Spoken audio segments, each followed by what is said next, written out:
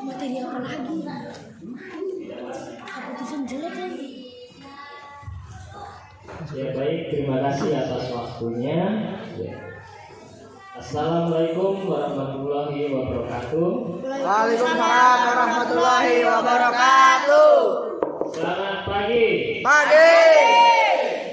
Halo. Hai. Hai. Halo. Masih semangat ya? Baik ya, untuk pertemuan kita di pagi hari ini ya, kita akan belajar mengenai apa? Hah? Mengenai apa? Haikal. Kita akan belajar mengenai apa? Wawasan biasa. Ya, jadi sebelum Pak Guru menyampaikan materi, ya Pak Guru perkenalkan diri. Ya. Nama Pak Guru siapa? Pak Sureni. Pak Sureni ya. Sureni. Guru tinggal di sini ya. Tahu rumahnya Pak Guru? Sudah tuh. Orang ini pasti tahu. Masya. Sini Ya. sana. Jadi Pak Guru tinggal di sini di RT 14 sana ya. Pak Guru di sini itu dari tahun 2004 ya, tahun 2004 Pak Guru sudah mengajar di sini ya. Nah, mungkin orang tua kalian, mama kalian dulu Pak Guru ada.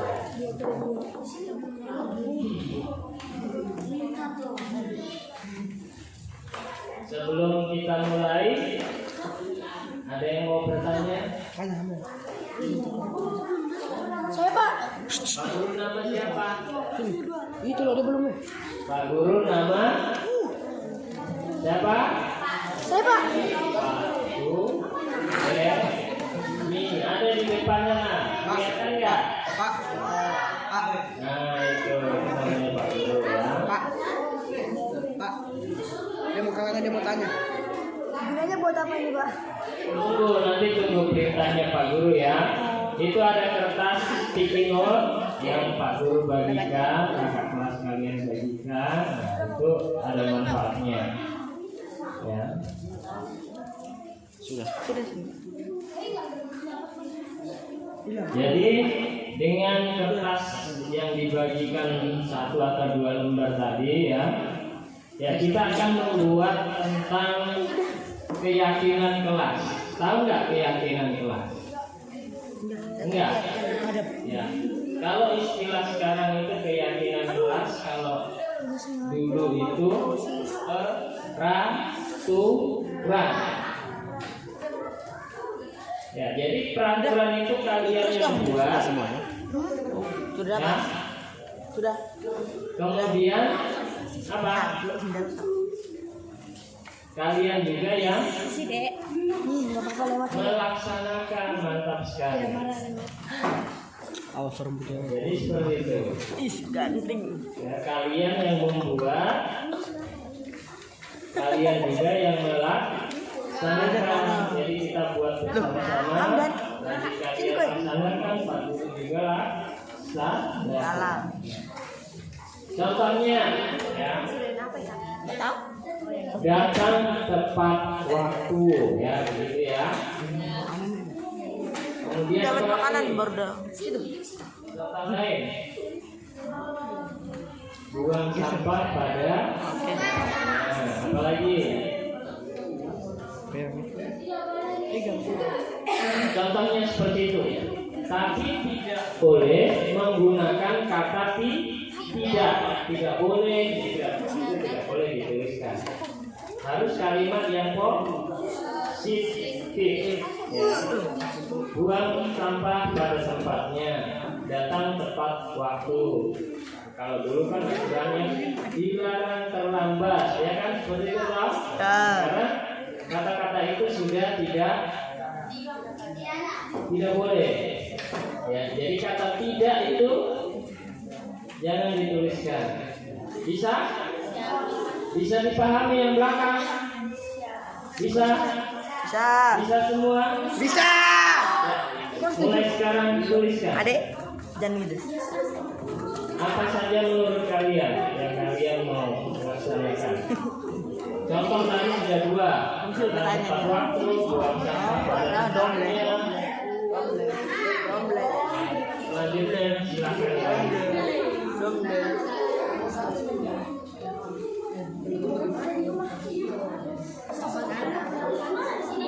Kertas yang warna-warni itu ya, tulis di situ. Ya. Nanti terus kita tempel di depan sini ya. Hasil tulisan kalian semua ditempel di depan sini.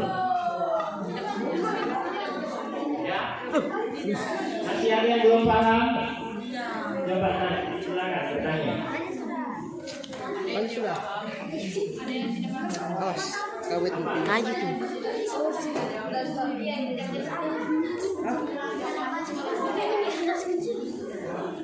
Di situ sudah.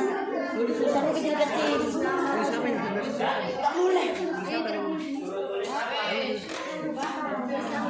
Tadi disuruh tulis apa? Peraturan yang harus dilaksanakan ke depannya. Misalnya tadi Pak Guru sampaikan datang tepat waktu, kemudian buang sampah pada tempatnya. Bisa juga berdoa sebelum pelajaran. Terus apa lagi? Kan banyak kan yang bisa kalian laksanakan.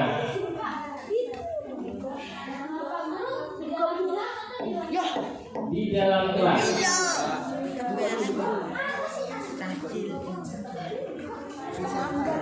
Bisa di dalam kelas, bisa juga di luar kelas. Ini di lingkungan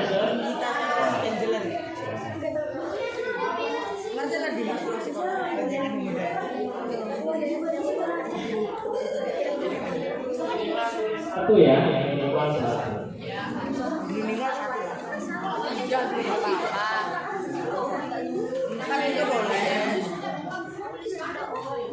Tulis sudah kemudian.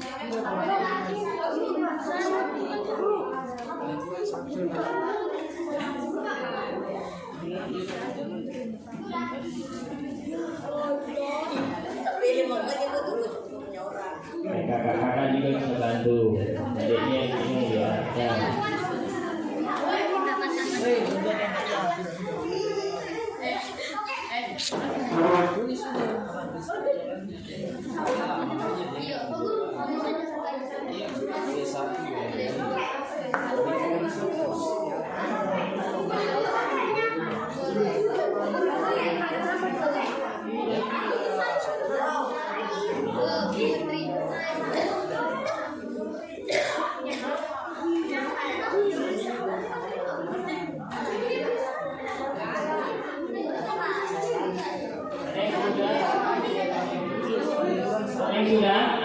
Yang sudah silakan ditempel di depan.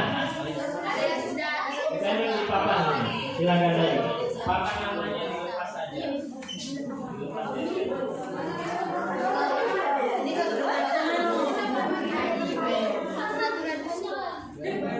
Papan namanya sementara dilepas saja.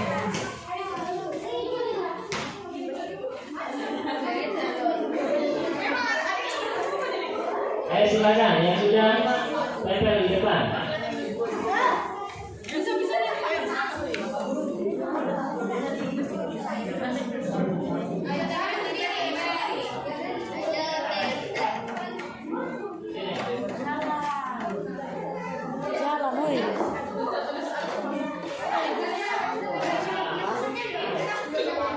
Sana yang kosong mana? Yang kosong itu tempel aja di sana.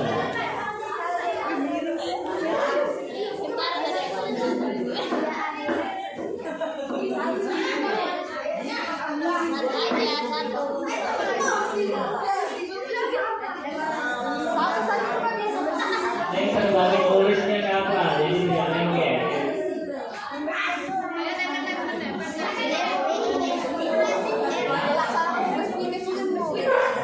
Kalau terbalik tulisnya ganti saja.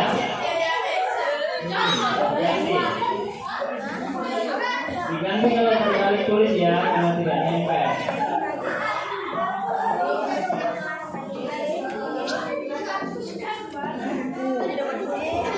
Ini video kan? Saya bergantian. Tadi lewat foto mas. Terbalik tulis ganti kata. Pada gak nyadar. Dibikin video loh.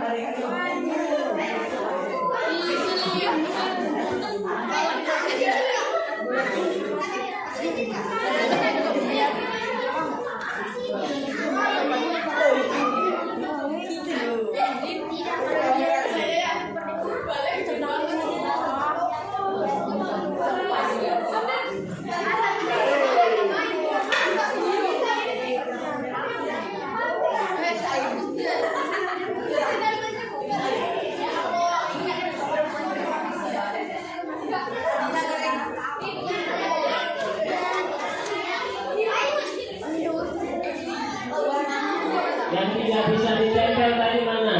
Angkat tangan. Tulis tapi tidak bisa ditempel karena terbalik tulisnya. Diganti kertasnya.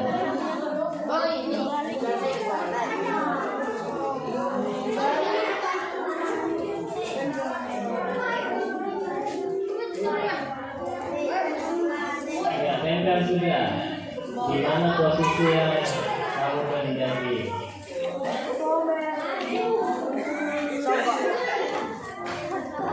Sudah semua? Belum? Ini tulis.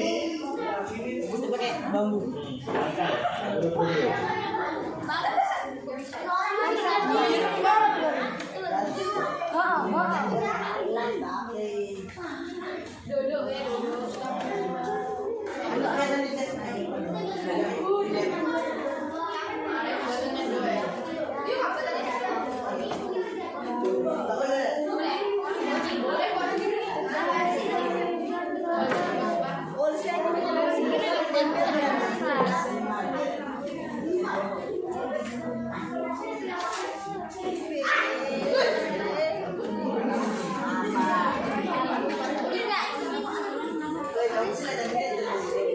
Sudah semua? Sudah? Ya, baik ya. Ya, coba Pak Guru perhatikan dulu ya. Ada yang kalian buat ya. Jadi coba Pak Guru baca satu persatu ya. Ya, ada yang bilang membersihkan kelas ya.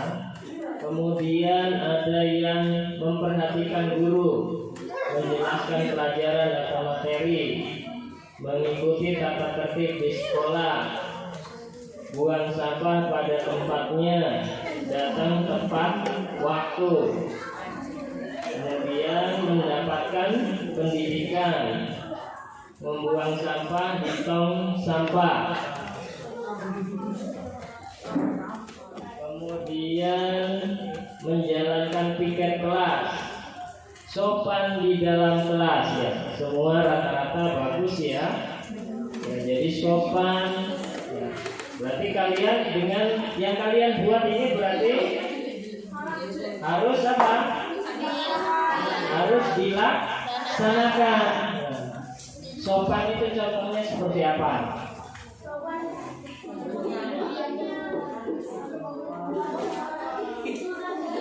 Menghargai orang lain.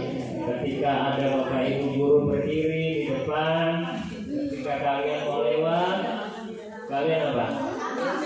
Permisi.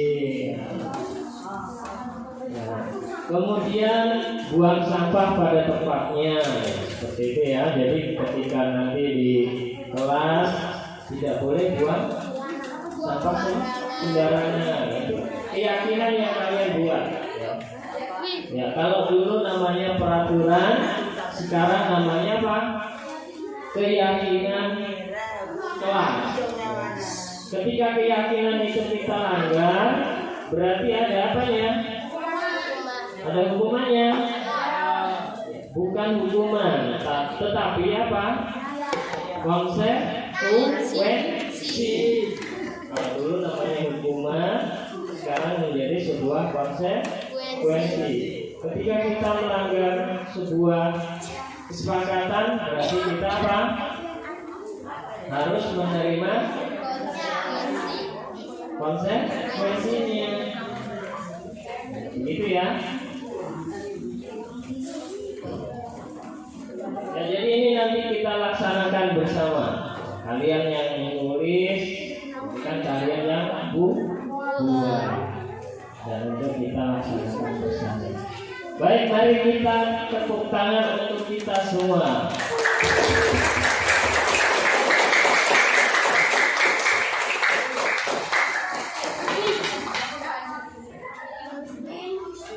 Ya, kita lanjut ke materi tadi, wawasan kelihatan mandala. Materi MPLS yang 126 Roke oleh Suren SPG yang saya sendiri ya. Kemudian pengertian wawasan kelihatan mandala. Kalian bisa baca di depan? Bisa? Baik. Masih muda-muda kan bacanya masih bagus ya. Yang di ujung sana bisa? Wahyu yang namanya Wahyu ya. Wahyu bisa baca.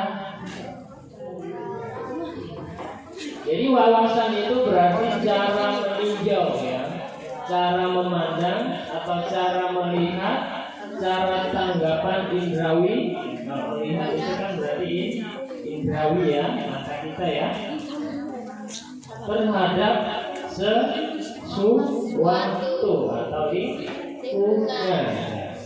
Bisa dipahami itu pengertian dari wawasan. Bisa.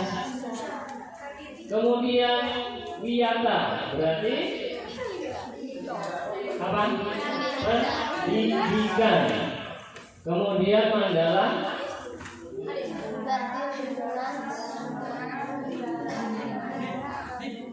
adalah lingkaran, bundaran atau lingkungan. Jadi kalau kita gabungkan wawasan wiyata mandala adalah cara memandang sekolah sebagai lingkungan pendidikan dan pembelajaran.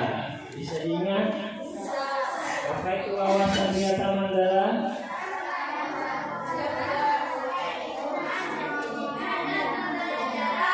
Jadi cara memandang sekolah sebagai lingkungan pendidikan dan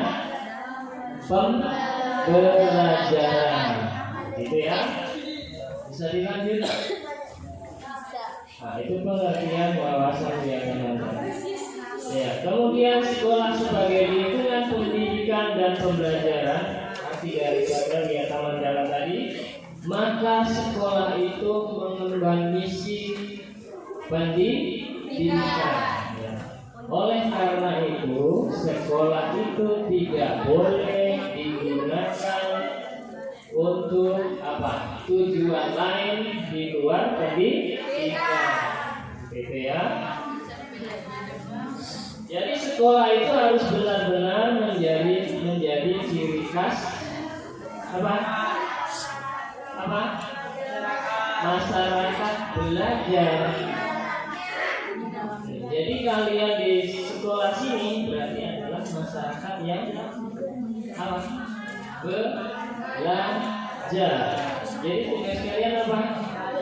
Belajar ya. Sudah paham ya tugasnya ya? Ya, mantap. Kemudian sekolah terus-menerus menggali, mengenal, memahami, menyadari, menguasai, menghayati, dan menyampaikan nilai-nilai positif yang ada pada sekolah. Nah, jadi seperti itu. Jadi kan kalian yang buat tadi keyakinan kelas tadi kan itu adalah nilai-nilai positif. Itu nilai-nilai positif yang kalian buat tadi. Dan harus dilaksanakan secara terus gitu ya. Kemudian yang berikut, sekolah menjadi suri tauladan masyarakat sekitarnya karena misi pendidikannya itu ya. Jadi kalian itu kalau ciri anak sekolah itu adalah apa? Anak yang rajin belajar, tadi apa lagi? Sopan tadi, ya kan? Santun, seperti itu. Jadi kalian menjadi contoh. Oke, kita lanjut. Ya, cara mewujudkan tadi wawasan wiyata mandala adalah ada 5 komponen penting. Yang pertama adalah peran kepala sekolah. Kemudian yang kedua peran guru. Yang ketiga peran sivitas akademika. Kemudian yang keempat peran murid. Kelima peran masyarakat sekitar. Jadi ada 5 hal ini harus bekerja sama supaya apa? Wiyata mandala tadi bisa terwujud seperti itu. Ya, jadi 5 hal ini memiliki perannya masing-masing ya, dengan tujuan yang sama. Pertama, peran kepala sekolah. Peran pertama, berwenang dan bertanggung jawab penuh terhadap penyelenggaraan pendidikan di lingkungan sekolah. Beliau kepala sekolah itu bertanggung jawab penuh. Kalian mau pindah sekolah misalnya, mau masuk sekolah juga tetap melalui izin kepala sekolah. Kemudian kepala sekolah dihormati dan berwibawa. Artinya siapapun yang berkepentingan dengan sekolah harus melalui kepala gitu ya. Kemudian yang ketiga apa?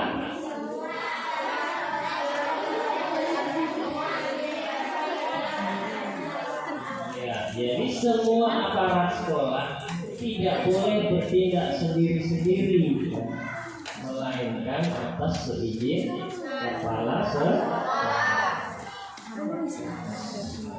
Kemudian yang keempat apa?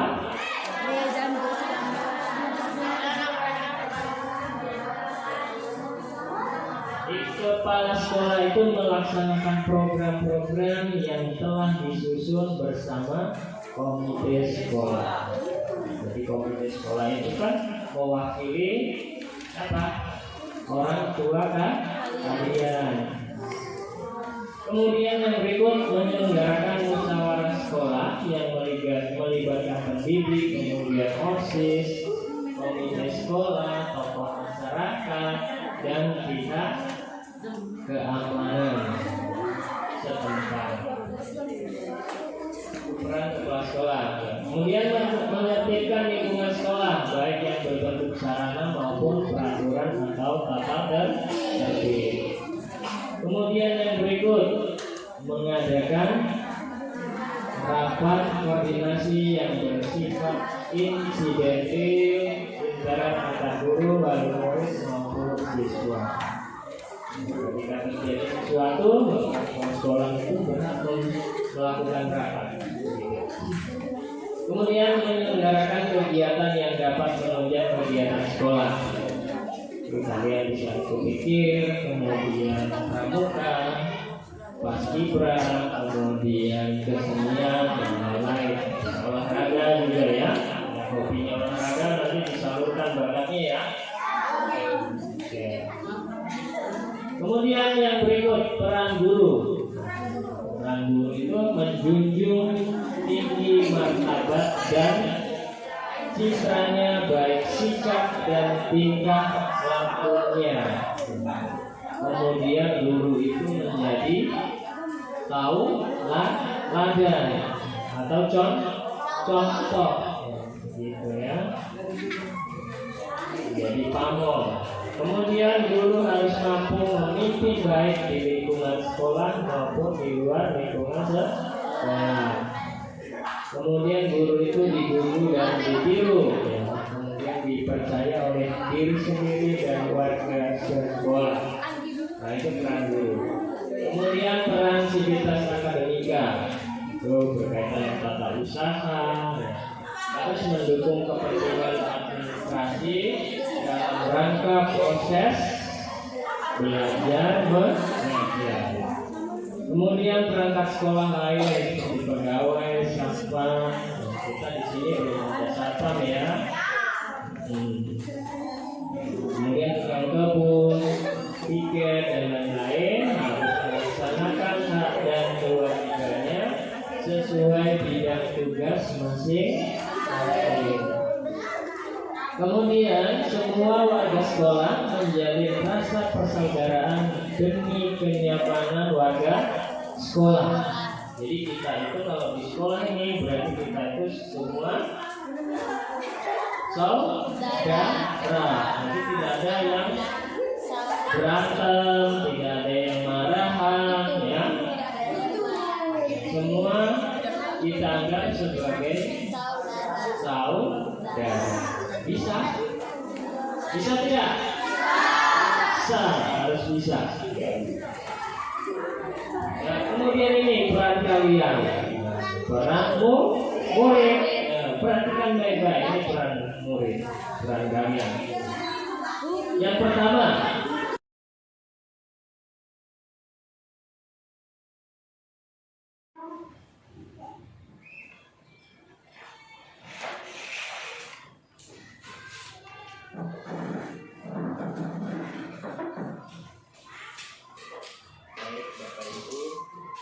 atas waktunya. Assalamualaikum warahmatullahi wabarakatuh. Ya, Bapak Ibu, ya, ini saya akan menyampaikan sedikit ya mengenai pengimbasan budaya positif ya Bapak Ibu, ya, berkaitan dengan apa yang harus kita laksanakan ke depannya di sekolah kita. Nanti hubungannya ya dengan kurikulum juga. Ya.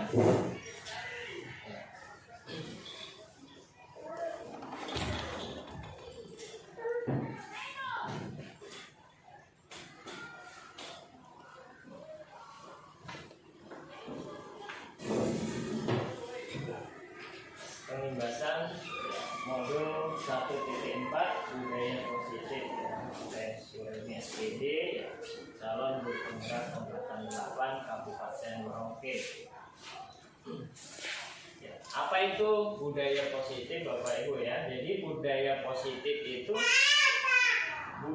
di sekolah yaitu nilai-nilai dan kebiasaan-kebiasaan di sekolah yang berpihak pada peserta didik agar mereka dapat berkembang menjadi pribadi yang kritis ya, dan penuh dengan hormat dan bertanggung jawab. Jadi Bapak Ibu kita di sekolah itu berusaha supaya tercipta suatu budaya positif di kalangan siswa ya Bapak Ibu.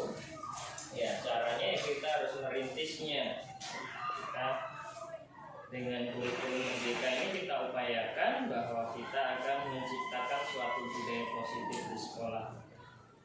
Ya. Kemudian filosofi pendidikan Ki Hajar Dewantara Bapak Ibu. Jadi siswa itu bukanlah tabula rasa ya Bapak Ibu.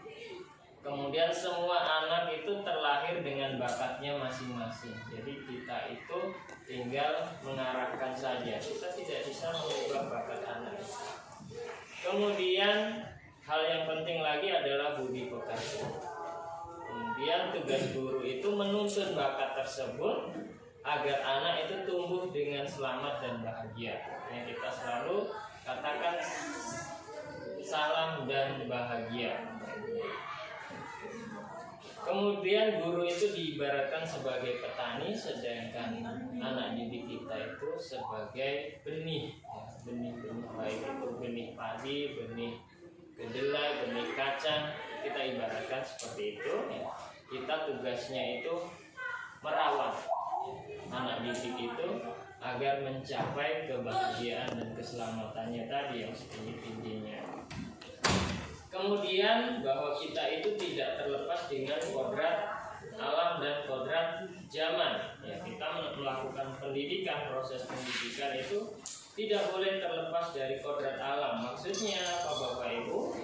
Kita itu kan tinggal di lingkungan yang ada di sini, mayoritas adalah petani. Kita jangan sampai keluar dari kodrat alam ini. Kemudian kodrat zaman ini kita dituntut sekarang kan sudah era 4.0 ya. Kita dituntut untuk itu Bapak Ibu. Kita harus bisa menyediakan atau melayani anak kita berkaitan dengan era 4.0. Jadi dalam pembelajaran Bapak Ibu kita harus menggunakan sistem yang diterapkan pada era 4.0. Jangan lagi menggunakan sistem yang konvensional Bapak Ibu ya. Kemudian berpihak pada murid yang tadi sudah disinggung oleh Pak Agus tadi, dan bahwa kita itu dalam proses pembelajaran harus berpihak pada murid atau student centered learning. Kemudian perubahan paradigma. Jadi untuk membangun budaya yang positif itu sekolah perlu menyediakan lingkungan yang positif, yang aman, kemudian nyaman, agar murid itu mampu berpikir, kemudian bertindak dan mencipta dengan merdeka, mandiri dan bertanggung jawab. Lazimnya disiplin dikaitkan dengan kontrol. Jadi kita kan biasa mengenal disiplin itu harus apa? Patuh kepada sebuah aturan. Ketika tidak patuh kita mendapat sebuah hukuman. Ternyata itu bukan seperti itu Bapak Ibu. Ini perubahan paradigma teori kontrol. Ilusi kontrolnya seperti ini. Ya, ilusi guru dapat mengontrol murid. Ya, ternyata kita itu tidak bisa mengontrol murid Bapak Ibu. Jangan memaksakan kehendak kita terhadap murid. Ya. Kemudian ilusi bahwa kritik dan membuat orang merasa bersalah itu dapat menguatkan karakter. Ternyata itu salah Bapak Ibu. Ya. Kemudian bahwa ilusi bahwa semua penguatan positif itu efektif dan bermanfaat. Misalnya memberikan sebuah reward ya. Reward itu ternyata Bapak Ibu dalam jangka panjangnya itu memiliki efek yang kurang bagus. Kemudian ilusi bahwa orang dewasa memiliki hak untuk memaksa, itu tidak benar seperti itu. Ini perubahan paradigma stimulus respon menjadi sebuah teori kontrol. Bisa terbaca ya Bapak Ibu ya. Di sini dikatakan kalau stimulus respon itu kita mencoba mengubah orang agar berpandangan sama dengan kita. Tidak kan Bapak Ibu ya. Orang itu tidak akan bisa memandang pandangan saya dengan Bu Seti tidak akan sama ya. Saya tidak bisa memaksakan pandangan saya terhadap Bu Seti seperti itu. Ya, dalam teori kontrolnya kita berusaha memahami pandangan orang lain. Jadi kita tidak bisa menyamakan pandangan kita, tetapi kita harus berusaha memahami apa pandangan orang lain. Seperti itu. Kemudian perilaku buruk dilihat sebagai suatu kesalahan. Ternyata di dalam teori kontrol itu semua perilaku itu memiliki tujuan. Jadi menurut kita buruk, menurut orang yang melakukan itu karena mereka memiliki sebuah tujuan. Gitu Bapak Ibu ya. Jadi itu cara memandang sesuatu dengan cara yang positif. Kemudian orang lain bisa mengontrol saya. Itu teori stimulus respon. Sedangkan dalam teori kontrol hanya Anda yang bisa mengontrol diri Anda, atau hanya saya yang bisa mengontrol diri saya. Seperti itu. Kemudian saya bisa mengontrol orang lain. Itu stimulus respon. Kemudian untuk teori kontrolnya itu Anda tidak bisa mengontrol orang lain. Jadi kita itu tidak bisa sepenuhnya mengontrol peserta didik kita, karena mereka juga kan tadi katakan mereka itu pasti punya tujuan. Kemudian pemaksaan ada pada saat rujukan gagal. Itu kalau stimulus respon. Ketika kita mengajar anak itu tidak mampu melakukan sesuatu, kita biasa memaksanya. Dan ternyata itu tidak boleh. Dalam teori kontrol, kolaborasi dan kesepakatan menciptakan pilihan-pilihan baru.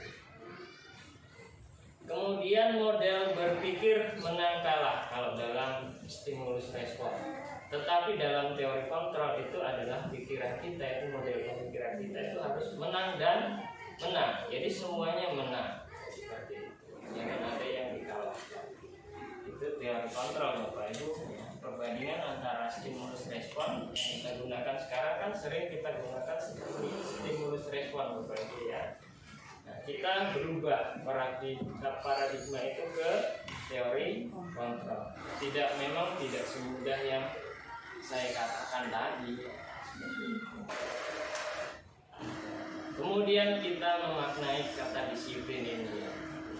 Kata disiplin itu kan sering dikaitkan dengan tata tertib ya, Bapak Ibu, yang kita pahami seperti itu. Kemudian teratur dan kepatuhan pada peraturan. Kata disiplin juga sering dihubungkan dengan hukuman. Siapa yang melanggar peraturan biasanya kan mendapat hukuman. Padahal itu sungguh berbeda ya, karena belajar dengan disiplin tidak harus dengan memberi hukuman, Bapak Ibu. Justru itu adalah salah satu alternatif terakhir. Hukuman itu alternatif terakhir. Bila perlu tidak digunakan sama sekali. Nanti kita pelajari lebih lanjut. Ya, jadi menurut Ki Hajar Dewantara itu menyatakan bahwa untuk mencapai kemerdekaan dalam konteks pendidikan kita saat ini dan untuk menciptakan murid yang merdeka, syarat utamanya harus ada disiplin yang kuat. Tetapi disiplin yang kuat itu kan muncul dari dalam diri kita masing-masing, dari diri siswa ya. Jadi yang motivasi internal yang kita perlu tanamkan kepada siswa itu. Nah, jika kita tidak memiliki motivasi internal, maka kita memerlukan pihak lain untuk mendisiplinkan kita. Gitu. Ini teori motivasi perilaku manusia.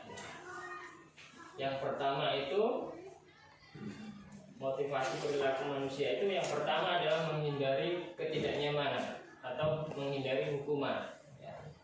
Jadi kan biasa anak-anak itu patuh sama kita karena menghindari hukuman.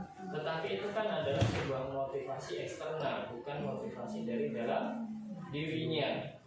Kemudian motivasi kedua, untuk mendapatkan imbalan dari orang lain atau pujian dari orang lain. Nah, itu juga masih dari motivasi eksternal, karena dorongan dari orang lain. Ya, contohnya ya, apa yang akan terjadi apabila saya tidak melakukannya? Itu tadi untuk menghindari hukuman. Kemudian untuk yang mendapatkan imbalan, apa yang akan saya dapatkan apabila saya melakukannya? Jadi kan dilakukan atas motivasi untuk mendapat pujian, mendapatkan imbalan dari orang lain. Kemudian teori yang ketiga itu untuk menghargai diri sendiri. Ya, ini yang diharapkan. Ya, menjadi insan sesuai harapan kita. Yang dilakukan kalau kita sudah menghargai diri sendiri, pastinya saya akan menjadi orang yang seperti apa bila saya melakukannya.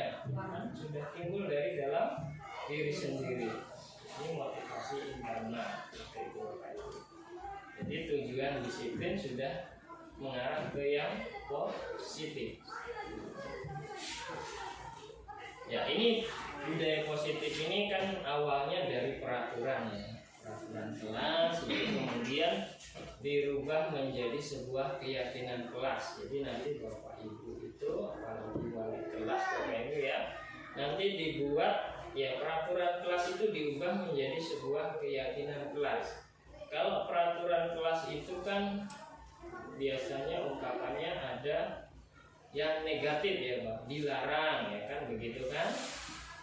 Kemudian tidak boleh ya, seperti itu. Tetapi kalau keyakinan kelas itu bermakna positif, misalnya berkaitan dengan kesehatan.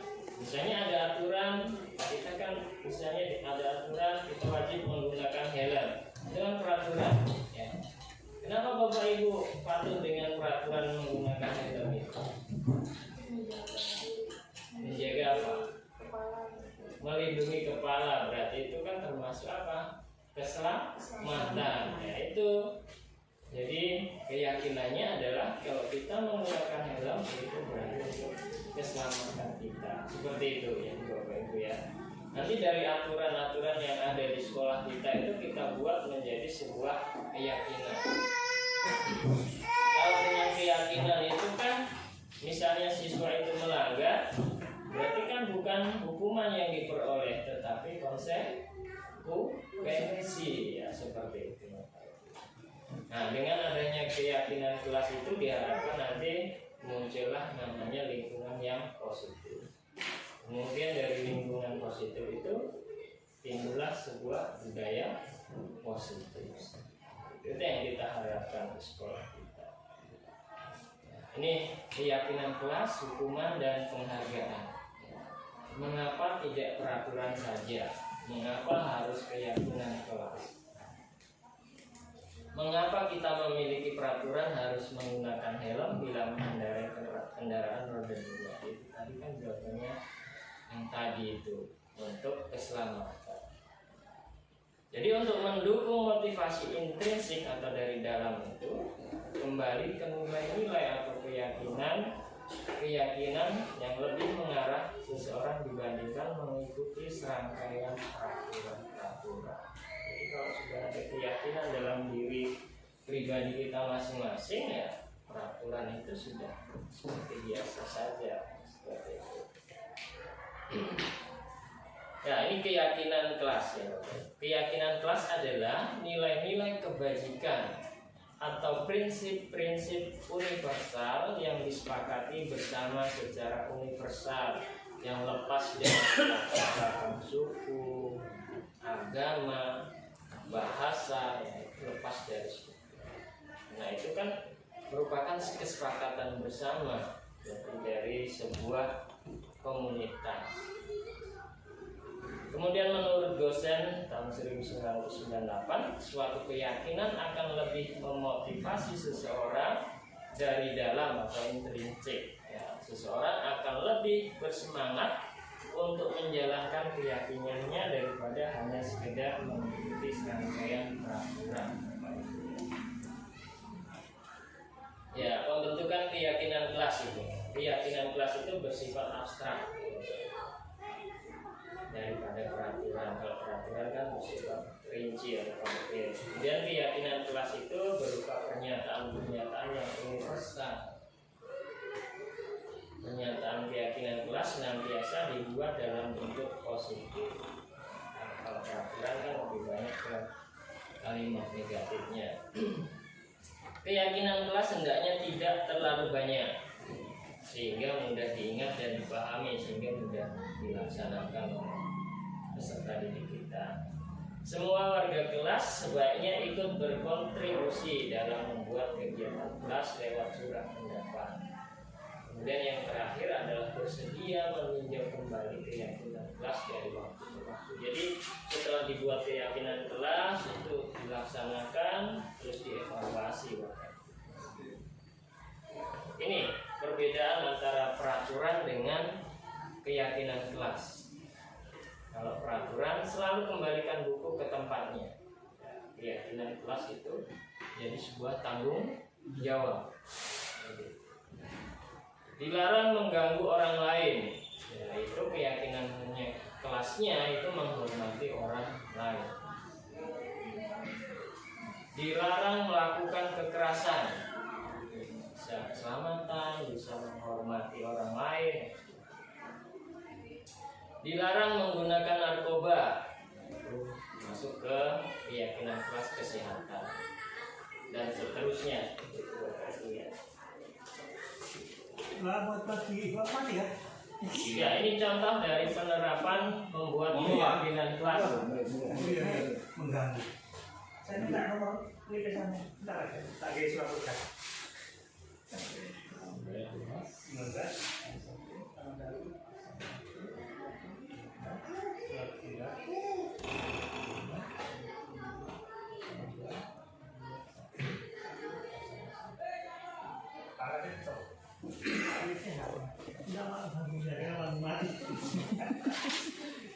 Contohnya Bapak Ibu ya, yang kemarin saya lakukan waktu MPLS kemarin.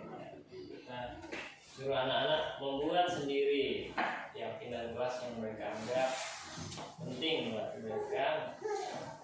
Dan kita tempelkan di depan kelas ya, menggunakan sticky note atau post-it ya. Ya. Nah, ini dihukum oleh penghargaan. Ternyata penghargaan itu menghukum Bapak Ibu ya. Dalam pengaruh jangka pendek dan jangka panjang menghukum. Karena apa?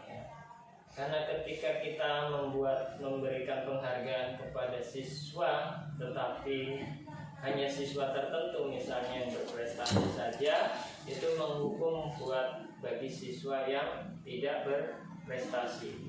Kalau mau memberi penghargaan berarti semua kita berikan penghargaan, walaupun kan setiap siswa itu pasti ada kenaikan levelnya, itu pasti ada ya, itu kita beri penghargaan semua kalau mau. Tetapi kalau memberikan penghargaan 1 atau 2 orang bahkan 10 saja ya, itu dianggap sebagai penghargaan, itu menghukum. Kemudian penghargaan mengurangi ketepatan. Karena motivasinya nanti anak itu akan mendapatkan penghargaan saja. Makanya kan sekarang di rapot itu tidak ada namanya ranking ya. Itu memang tidak boleh karena itu dianggap sebagai menghukum. Seperti itu. Kemudian penghargaan tidak efektif. Penghargaan merusak hubungan. Memang kita sadari bahwa itu merusak hubungan, betul Bapak Ibu. Ketika salah satu siswa itu kita beri penghargaan terus, itu akan menghukum siswa yang tidak pernah mendapatkan penghargaan. Akhirnya kan ada merusak hubungan antara mereka. Coba kita pelajari Bapak Ibu, kita cermati ini tindakan guru ya. Ini masuk kategori hukuman atau konsekuensi. Coba Bapak Ibu pelajari baik-baik dengan teori yang tadi saya sampaikan sedikit. Misalnya yang pertama, mencatat 100 kali di dalam buku kalimat, saya tidak akan terlambat lagi karena terlambat ke sekolah. Menurut Bapak Ibu ini kira-kira hukuman atau konsekuensi? Konsekuensi. Hukuman, konsekuensi. Kita simpan dulu. Hukuman atau enggak konsekuensi? Menurut Pak Yuk kan? Konsekuensi. Dihukum. Ada yang hukuman, ada yang konsekuensi ya. Nah, kemudian lari mengelilingi lapangan basket 2 kali karena terlambat hadir di sekolah. Hukuman. Kemudian yang ketiga, gimana Pak? Enggak, hukuman kan ada untuk fisik, ada yang Iya. non fisik. Iya. Verbal itu juga bisa hukuman. Kemudian murid diminta untuk push up 15 kali karena tidak menggunakan masker ke sekolah. Konsekuensi. Konsekuensi.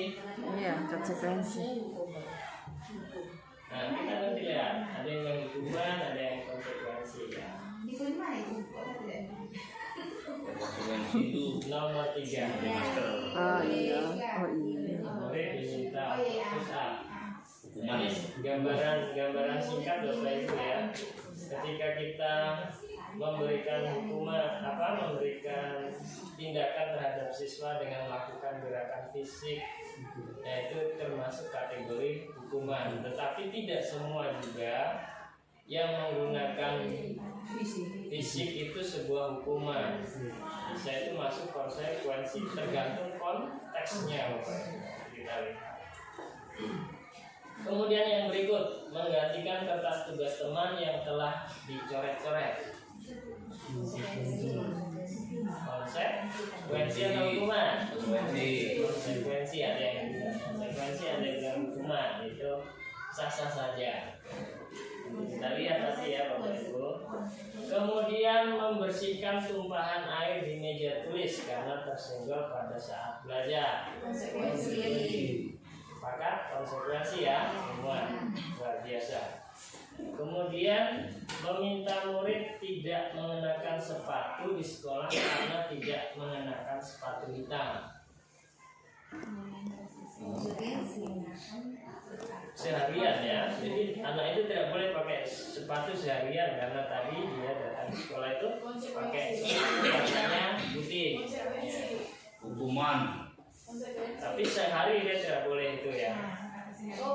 konsekuensinya suruh cari sepatu Hukuman atau konsekuensi? hukuman itu Hukuman, ada yang bilang hukuman, ada yang bilang konsekuensi. konsekuensinya kalau cari sepatu Kemudian lari mengelilingi lapangan basket 2 kali karena terlambat 10 menit untuk pelajaran PJOK. Hah? Hukuman.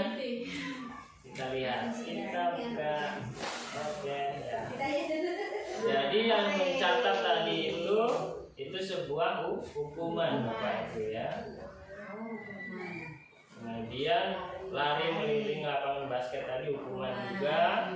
Menggantikan kertas tadi yang dicoret-coret tadi itu adalah sebuah konsekuensi. Push up tadi sudah otomatis itu sebuah hukuman. Kemudian murid disuruh untuk mengenakan sepatu, tidak untuk mengenakan sepatu seharian di sekolah karena tidak mengenakan sepatu hitam. Itu sebuah hukuman ya, karena tidak boleh memakai sepatu tadi. Kemudian kalau yang terakhir ini, walaupun ada sebuah hukuman sebenarnya ya, fisik ya, dalam bentuk perintah fisik, melakukan gerakan fisik, tetapi kan itu berkaitan dengan sebuah pelajaran. Jadi ada kaitannya kan? Karena jam olahraga kan biasa awal juga suruh lari-lari, kemudian anak itu terlambat, suruh lari-lari lagi, nggak masalah, itu bukan sebuah hukuman, tetapi itu sebuah konsekuensi. Begitu. Tetapi jangan pelajaran matematika atau IPS terlambat 15 menit terus suruh kita push up, suruh kita lari, ya itu sebuah hukuman. Gitu. Jadi perlu kita bedakan seperti itu. Bisa dipahami ya Bapak Ibu ya. Nanti coba kita laksanakan bersama Bapak Ibu. Ya, jadi perbedaan hukuman dan konsekuensi. Kalau hukuman itu sesuatu yang menyakitkan, harus terjadi. Kemudian kalau konsekuensi itu sesuatu harus terjadi. Kalau hukuman itu membuat anak sakit, kalau konsekuensi itu membuat anak merasa tidak nyaman saja. Kemudian hukuman itu anak membenci kedisiplinan. Kemudian kalau konsekuensi anak itu menghargai disiplin. Kemudian kalau hukuman itu paksaan, kalau konsekuensi itu adalah stimulus atau tanggapan. Kemudian kalau hukuman itu mendorong anak menyakiti diri sendiri, kalau konsekuensi itu mendorong anak agar mudah menyesuaikan diri. Kalau hukuman konsep diri yang buruk, Kalau konsekuensi itu konsep diri yang baik. Ya, kalau dihukum itu kan pasti merasa dia itu paling buruk. Kemudian anak belajar untuk menyembunyikan kesalahan. Kalau kita buat hukuman terus, anak-anak itu kadang akhirnya kalau berbuat salah dia menyembunyikan dari kita. Kalau konsekuensi anak belajar untuk mematuhi peraturan. Kemudian kalau hukuman itu marah, rasa bersalah, dipermalukan, merasa tidak dihargai. Tapi kalau konsekuensi itu cuma kehilangan hak saja. Kemudian dibuat tidak nyaman, diasingkan untuk sementara waktu. Nah, itu menurut teorinya si dosen. Ya, jadi ada kebutuhan dasar manusia. Ya. Jadi ketika siswa kita melakukan sesuatu itu karena adanya kebutuhan dasar. Kita juga kan melakukan sesuatu itu karena adanya kebutuhan. Jadi pada dasarnya itu ada 5 kebutuhan manusia, Bapak Ibu ya. Yang pertama itu adalah survival atau kebutuhan bertahan hidup. Ya, misalnya makan, minum, segala macam itu masuk ke dalam kebutuhan survival. Kemudian cinta, ya cinta kasih atau mau diterima. Misalnya ada anak yang tukang usil dengan temannya, ganggu ya temannya. Kita tanya dulu kenapa kamu lakukan seperti itu. Mungkin mau cari perhatian. Nah itu masuk itu kebutuhan dasar cinta kasih tadi. Kemudian penguasaan, misalnya ada temannya bawa bekal, dia juga sama-sama diberi bekal, tetapi dia mau mengambil bekal temannya juga. Termasuk itu hanya ingin menguasai temannya saja, kebutuhan penguasaan. Kemudian ada kebutuhan yang namanya kebutuhan kesenangan. Misalnya anak ini tidak suka mata pelajaran IPS, maka memang bukan kesenangannya dia di situ.